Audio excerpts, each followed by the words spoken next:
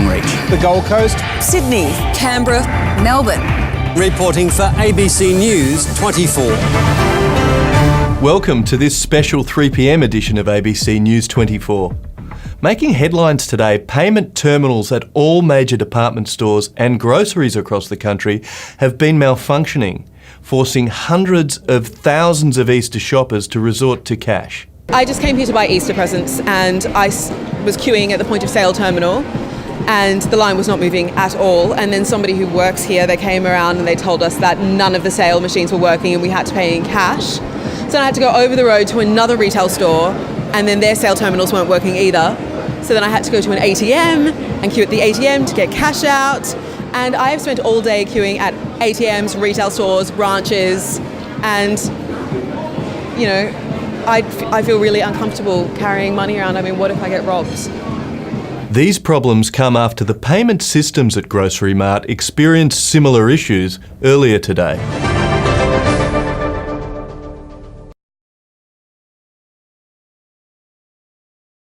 I represent power to the people.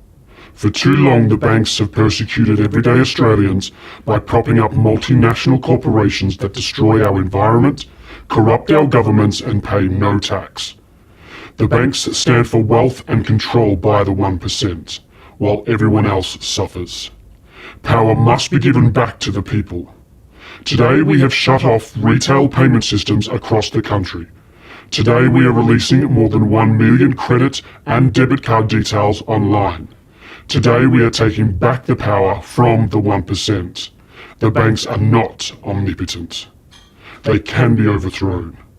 Today the people have the power.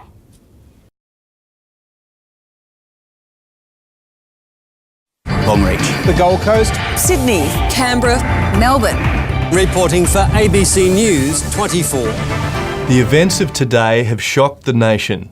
Retail payment systems at all major department and grocery stores have been attacked, leaving hundreds of thousands of shoppers to resort to cash.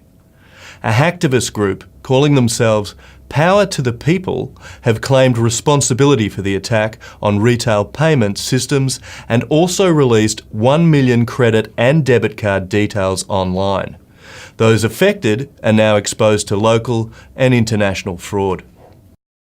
And to comment on this chaotic situation, joining us tonight we have Mr John Smythe, member for Wheatbelt. Thanks for joining us, John. Mate, it's my pleasure, Peter.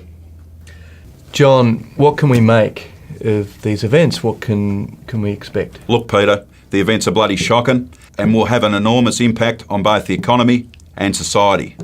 In terms of what we can make of them, the techie issue got to rest with the banks. An attack like this has been coming for some time now.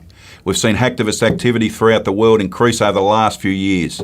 There's been several significant attacks by hacktivist groups like Power to the People across the globe.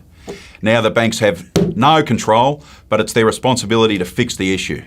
Thanks for that. We'll be right back after this break.